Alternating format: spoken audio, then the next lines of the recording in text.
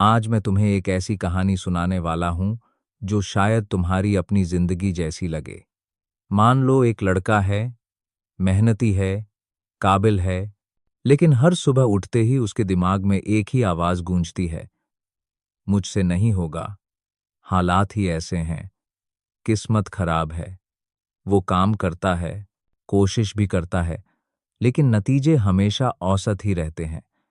फिर एक दिन वही लड़का किसी दूसरे इंसान को देखता है, जिसके हालात उससे भी मुश्किल थे, संसाधन उससे भी कम थे, फिर भी वो आगे बढ़ रहा है, मुस्कुरा रहा है, जीत रहा है। तब सवाल पैदा होता है, फर्क क्या है? जेफ केलर की किताब एटीट्यूड इज एवरीथिंग इसी सवाल का जवाब है। फर्क हालात का नहीं, फर्क सोच का है, फर्क एटीट्यूड का है। जेफ केलर कहता है कि जिंदगी 10% होती है जो हमारे साथ होता है और 90% होती है कि हम उस पर कैसे प्रतिक्रिया देते हैं। सोचो, बारिश गिर रही है। एक इंसान बोलेगा, सब खराब हो गया, आज का दिन बर्बाद। दूसरा बोलेगा, अच्छा है, भीड़ कम होगी, मुझे सोचने का वक्त मिलेगा। बारिश एक ही है, हालात एक जैसे हैं, लेकिन जिंदगी का अनुभव बिल्कुल अलग। यही एटीट्यूड की ताकत है, और यही ताकत या तो तुम्हें ऊपर उठाएगी या धीरे धीरे अंदर से तोड़ देगी। किताब की शुरुआत हमें एक बहुत सच्ची सच्चाई से मिलवाती है। तुम जैसे सोचते हो वैसे ही बनते हो। अगर तुम बार बार अपने दिमाग को बताते हो कि तुम कमजोर हो, अनलकी हो, एवरेज हो, तो तुम्हारा दिमाग उसे सच मान लेता है। फिर तुम्हारे फैसले, तुम्हारी मेहनत, तुम्हारा आत्मविश्वास सब उसी सोच के हिसाब से ढल जाते हैं। जेफ केलर खुद एक वकील थे, लेकिन अंदर से खुश नहीं थे। बाहर से सब ठीक लग रहा था, लेकिन अंदर एक खालीपन था। उन्होंने महसूस किया कि उनकी सबसे बड़ी समस्या उनका काम नहीं था, बल्कि उनका एटीट्यूड था। जब उन्होंने अपनी सोच बदली, तभी उनकी जिंदगी बदली। हम में से ज्यादातर लोग कहते हैं, जब हालात बदलेंगे तब मैं पॉजिटिव बनूंगा, लेकिन सच्चाई इसका उल्टा है। जेफ केलर कहता है, पहले एटीट्यूड बदलो, हालात अपने आप बदलने लगेंगे। क्योंकि जब तुम्हारा नजरिया बदलता है तो तुम्हें मौके दिखने लगते हैं। वही मुश्किलें जो पहले तुम्हें रोक रही थीं, अब तुम्हें मजबूत बनाने लगती हैं। सोचो एक खिलाड़ी की तरह। मैच हारने के बाद एक खिलाड़ी कहता है, मैं बेकार हूं। दूसरा कहता है, मैंने सीखा कि कहां सुधार करना है। दोनों में से कौन आगे बढ़ेगा? जवाब तुम्हें पता है। किताब हमें यह भी सिखाती है कि नेगेटिव सोच कोई अचानक पैदा हुई बीमारी नहीं है, ये एक आदत है। और अच्छी बात यह है कि आदत बदली जा सकती है। जेफ केलर बताता है कि हमारा दिमाग बिल्कुल खेत की तरह है। तुम उसमें जो बीज डालोगे, वही उगेगा। अगर तुम डर, शक और शिकायत के बीज डालोगे, तो वही फसल मिलेगी। लेकिन अगर तुम भरोसे, मेहनत और उम्मीद के बीज डालोगे, तो नतीजे भी वैसे ही होंगे। इसलिए सवाल ये नहीं है कि दुनिया कैसी है, सवाल ये है कि तुम अपने दिमाग में रोज क्या बो रहे हो। एक बहुत जबरदस्त उदाहरण जेफ केलर देता है एक सेल्समैन का, जिसे बार बार रिजेक्शन मिल रहा था। हर ना के बाद वो और टूटता जा रहा था। फिर उसने अपनी सोच बदली। उसने खुद से कहना शुरू किया, हर ना मुझे एक हाँ के करीब ले जा रहा है। नतीजा, उसकी एनर्जी बदली, उसका कॉन्फिडेंस बदला और उसके रिजल्ट्स भी बदल गए। काम वही था, मेहनत वही थी, फर्क सिर्फ एटीट्यूड का था। हम अक्सर कहते हैं, मेरे साथ ही ऐसा क्यों होता है? लेकिन जेफ केलर कहता है, ये सवाल गलत है, सही सवाल है, इससे मैं क्या सीख सकता हूं? क्योंकि हर प्रॉब्लम के अंदर एक लेसन छुपा होता है, और जो इंसान उस लेसन को पकड़ लेता है, वही आगे निकलता है। जिंदगी किसी के साथ अनफेयर नहीं होती। जिंदगी बस टेस्ट लेती है, और हर टेस्ट में पास वही होता है जिसका एटीट्यूड सही होता है।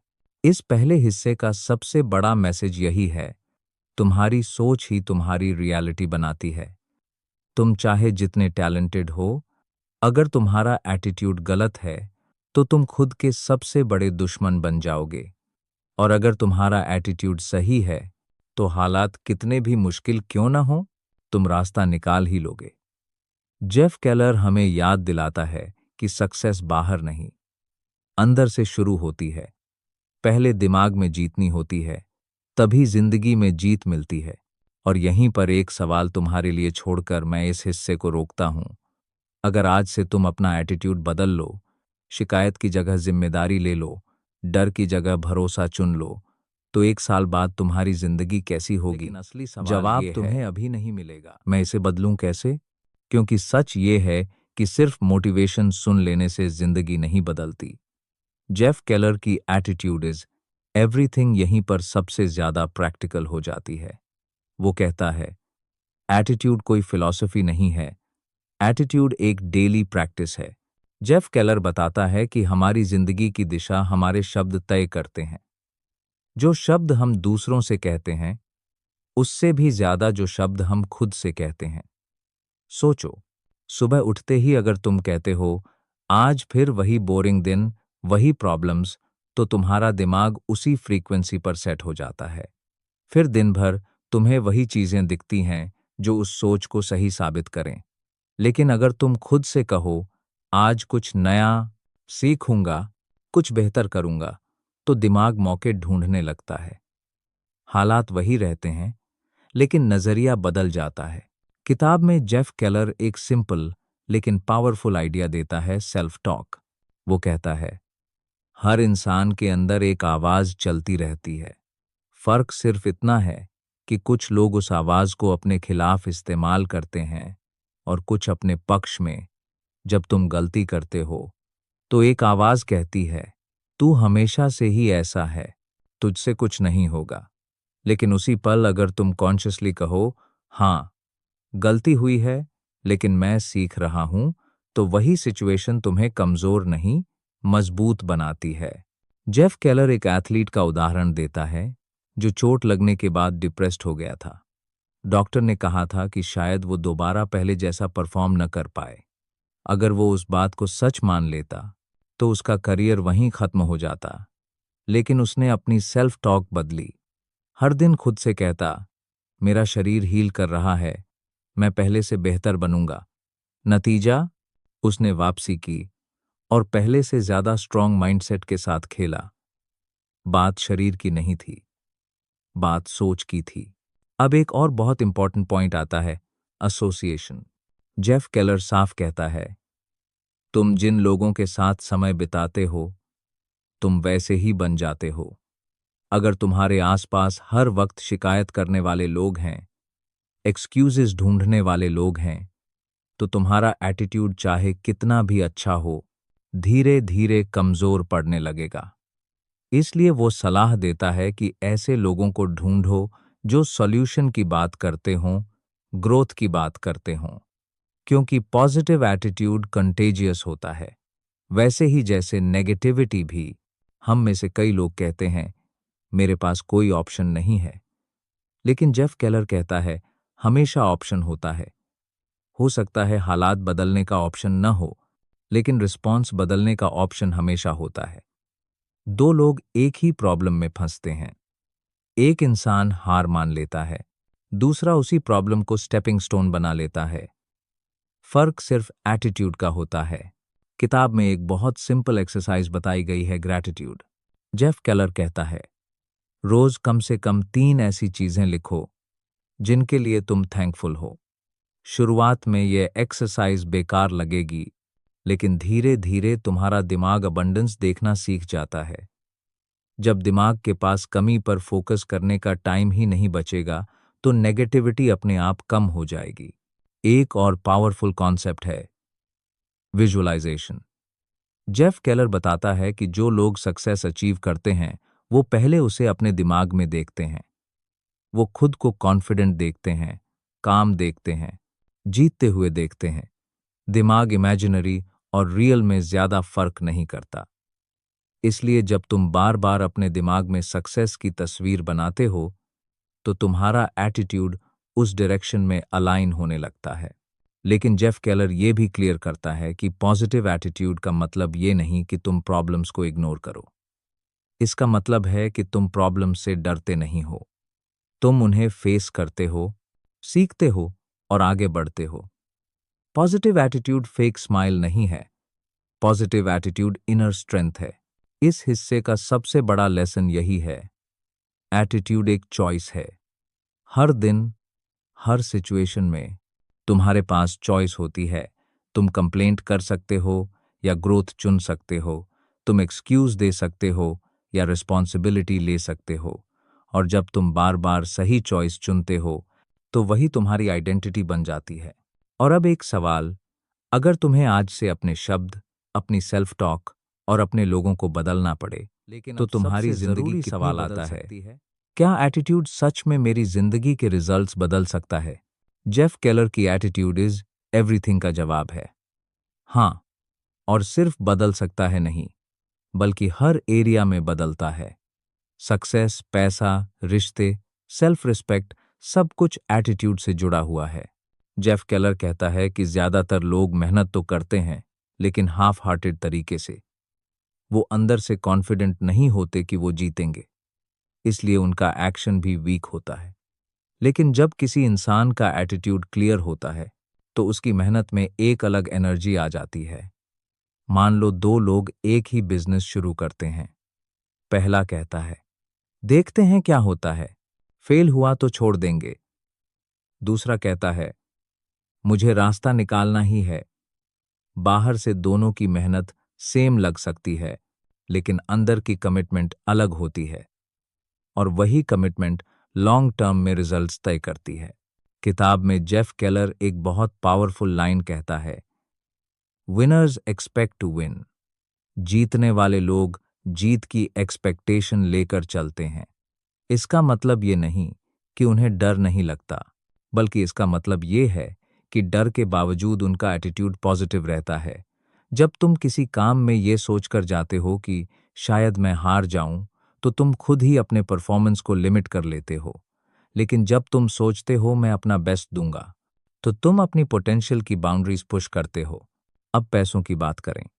जेफ केलर साफ कहता है कि मनी माइंडसेट पूरी तरह एटीट्यूड पर डिपेंड करता है। कुछ लोग सोचते हैं पैसा गंदा है, पैसा सिर्फ लकी लोगों को मिलता है। ऐसी सोच वाले लोग अनजाने में पैसों से दूर भागते हैं। दूसरी तरफ, जो लोग पैसे को अपॉर्चुनिटी और वैल्यू एक्सचेंज के रूप में देखते हैं, उनके डिसीजंस अलग होते हैं। वो रिस्क लेने से नहीं डरते, सीखने से नहीं डरते। फर्क एक्सटर्नल नहीं, इंटरनल होता है। रिश्तों में भी एटीट्यूड का बहुत बड़ा रोल है। जेफ केलर बताता है कि अगर तुम हर रिश्ते में ये सोचकर जाओ कि दूसरा मुझे हर्ट करेगा, तो तुम डिफेंसिव बन जाओगे। फिर तुम्हारा बिहेवियर भी कोल्ड हो जाएगा। लेकिन अगर तुम्हारा एटीट्यूड ये है कि हर इंसान परफेक्ट नहीं है, लेकिन मैं समझने की कोशिश करूंगा, तो तुम्हारे रिश्ते गहरे होते हैं। हेल्दी रिलेशनशिप्स कॉम्प्रोमाइज से नहीं, सही एटीट्यूड से बनते हैं। किताब में एक बहुत इमोशनल एग्जाम्पल आता है। एक आदमी था जिसे बार बार जॉब रिजेक्शन मिल रहा था। हर रिजेक्शन उसके कॉन्फिडेंस को तोड़ देता था। लेकिन एक दिन उसने डिसाइड किया कि वो हर इंटरव्यू को टेस्ट नहीं, ट्रेनिंग मानेगा। उसका एटीट्यूड बदला, वो काम रहने लगा, कॉन्फिडेंट बोलने लगा, और कुछ महीनों बाद वही इंसान उस जॉब में सिलेक्ट हुआ जो पहले उसे इम्पॉसिबल लगती थी। जॉब नहीं बदली थी, इंसान बदल गया था। जेफ केलर ये भी कहता है कि एटीट्यूड सिर्फ बिग मोमेंट्स में नहीं, स्मॉल डेली एक्शंस में दिखता है। तुम ट्रैफिक में फंसे हो, क्या तुम गुस्सा करते हो या पेशेंस सीखते हो? तुम्हें क्रिटिसिज्म मिला, क्या तुम डिफेंसिव बनते हो या इंप्रूव करते हो? यही छोटे छोटे रिएक्शंस मिलकर तुम्हारी पर्सनालिटी बनाते हैं। एक और डीप आइडिया है रिस्पॉन्सिबिलिटी। जेफ केलर कहता है, जब तक तुम अपनी जिंदगी की पूरी रिस्पॉन्सिबिलिटी नहीं लेते, तब तक तुम उसे बदल नहीं सकते। ब्लेम गेम सबसे डेंजरस एटीट्यूड है, क्योंकि जब तुम ब्लेम करते हो तो तुम अपनी पावर किसी और को दे देते हो। लेकिन जिस दिन तुम कहते हो मेरी जिंदगी जैसी भी है, उसकी जिम्मेदारी मेरी है, उसी दिन से बदलाव शुरू होता है। इस हिस्से का कोर मैसेज यही है, एटीट्यूड सिर्फ सोच नहीं, डायरेक्शन है। यह तय करता है कि तुम मुश्किल में रुक जाओगे या आगे बढ़ोगे। और सबसे बड़ी बात, सही एटीट्यूड कोई गिफ्ट नहीं है, ये एक स्किल है। जिंदगी के और उस स्किल हिस्से की की बात जा करते सकती हैं है। जहां किताबें बंद हो जाती हैं, मोटिवेशन वीडियो काम नहीं करते, और इंसान अकेला रह जाता है अपने सवालों के साथ। जेफ केलर की एटीट्यूड इज एवरीथिंग का सबसे गहरा और सबसे सच्चा हिस्सा यहीं से शुरू होता है। क्योंकि सही एटीट्यूड बनाना आसान है, लेकिन उसे तब बनाए रखना जब सब कुछ उल्टा चल रहा हो, वही असली खेल है। जेफ केलर कहता है, जिंदगी हमेशा स्मूथ नहीं रहेगी। ऐसे दिन आएंगे जब मेहनत के बावजूद रिजल्ट्स नहीं मिलेंगे, जब लोग तुम्हारी कैपेबिलिटी पर सवाल उठाएंगे और जब तुम खुद भी खुद पर डाउट करोगे। उस वक्त पॉजिटिव रहना कोई इमोशन नहीं होता, वो एक डिसीजन होता है। उस दिन तुम डिसाइड करते हो कि मैं हालात से हार नहीं मानूंगा, और यही डिसीजन तुम्हें बाकी लोगों से अलग बनाता है। किताब में एक बहुत पावरफुल कॉन्सेप्ट आता है, परसिस्टेंस। जेफ केलर कहता है, ज्यादातर लोग टैलेंट की कमी से नहीं हारते, वो पेशेंस की कमी से हारते हैं। शुरुआत में हर इंसान मोटिवेटेड होता है, लेकिन जब रास्ता लंबा लगता है, जब प्रोग्रेस स्लो होती है, तभी एटीट्यूड टेस्ट होता है। जो इंसान उस फेज में भी कंसिस्टेंट रहता है, वही इवेंचुअली जीतता है। सक्सेस कोई सडन इवेंट नहीं है, सक्सेस सही एटीट्यूड के साथ लंबे समय तक टिके रहने का नाम है। जेफ केलर एक बात बहुत साफ करता है, मोटिवेशन अनरिलायबल है, डिसिप्लिन और एटीट्यूड रिलायबल हैं। तुम हर दिन अच्छा फील नहीं करोगे, कुछ दिन ऐसे होंगे जब उठने का मन भी नहीं करेगा, लेकिन उन दिनों अगर तुम सिर्फ इतना कर लो कि आज हार नहीं मानूंगा, तो वही काफी है। एटीट्यूड का मतलब ये नहीं कि तुम हमेशा खुश रहो, एटीट्यूड का मतलब ये है कि तुम हालात के बावजूद कमिटेड रहो। एक और बहुत डीप लेसन है, फेलियर से दोस्ती करना। जेफ केलर कहता है, फेलियर कोई एंड नहीं है, फेलियर फीडबैक है। लेकिन ज्यादातर लोग फेलियर को अपनी आइडेंटिटी बना लेते हैं। वो कहते हैं, मैं फेलियर हूं, जबकि विनिंग एटीट्यूड वाला इंसान कहता है, मैंने फेल किया है, मैं फेल नहीं हूं। ये एक छोटा सा फर्क है, लेकिन यही फर्क इंसान को टूटने से बचाता है। जब लोग साथ छोड़ते हैं, तब एटीट्यूड और ज्यादा इंपॉर्टेंट हो जाता है। जेफ केलर बताता है कि रास्ते में बहुत से लोग तुम्हें डिस्करेज करेंगे, कुछ डर की वजह से, कुछ जेलसी की वजह से।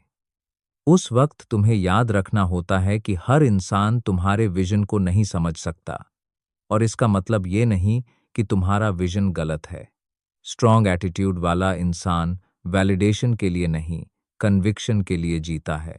किताब में एक बहुत सुंदर लाइन है, your attitude determines your altitude. तुम कितनी ऊंचाई तक जाओगे, ये तुम्हारी डिग्री या बैकग्राउंड नहीं तय करता, ये तुम्हारा एटीट्यूड तय करता है। क्योंकि सही एटीट्यूड तुम्हें सीखने पर मजबूर करता है, इम्प्रूव करने पर मजबूर करता है, और हार के बाद भी खड़े होने की ताकत देता है। जेफ केलर ये भी कहता है कि एटीट्यूड एक दिन में नहीं बिगड़ता और एक दिन में सुधरता भी नहीं। ये रोज की छोटी छोटी चॉइसेस से बनता है। आज तुम एक्सक्यूज दोगे या एफर्ट करोगे, आज तुम कंप्लेन करोगे या सॉल्यूशन ढूंढोगे, आज तुम डरोगे या सीखोगे। यही डेली डिसीजंस मिलकर तुम्हारा फ्यूचर बनाते हैं। इस आखिरी हिस्से में सबसे इंपॉर्टेंट बात यह है, तुम स्पेशल हो या नहीं, ये मैटर नहीं करता। मैटर ये करता है कि तुम अपने एटीट्यूड को कितना सीरियसली लेते हो। एवरेज लोग हालात का इंतजार करते हैं, विनिंग लोग एटीट्यूड से हालात बनाते हैं, और यही डिफरेंस लॉन्ग टर्म में डेस्टिनी बन जाता है। जेफ केलर की एटीट्यूड इज एवरीथिंग हमें ये याद दिलाती है कि जिंदगी बाहर से नहीं, अंदर से बदलती है। जब तुम अपनी सोच बदलते हो, तो तुम्हारे शब्द बदलते हैं। जब शब्द बदलते हैं, तो एक्शंस बदलते हैं, और जब एक्शंस बदलते हैं, तो रिजल्ट्स बदलना तय होता है। अब इस पूरी जर्नी के बाद सवाल सिर्फ इतना है, तुम किस एटीट्यूड के साथ जीना चाहते हो? उस एटीट्यूड के साथ जो हर मुश्किल पर हार मान ले, या उस एटीट्यूड के साथ जो हर मुश्किल को ट्रेनिंग मान ले? फैसला तुम्हारा है। क्योंकि अंत में सच यही है, एटीट्यूड ही एवरीथिंग है।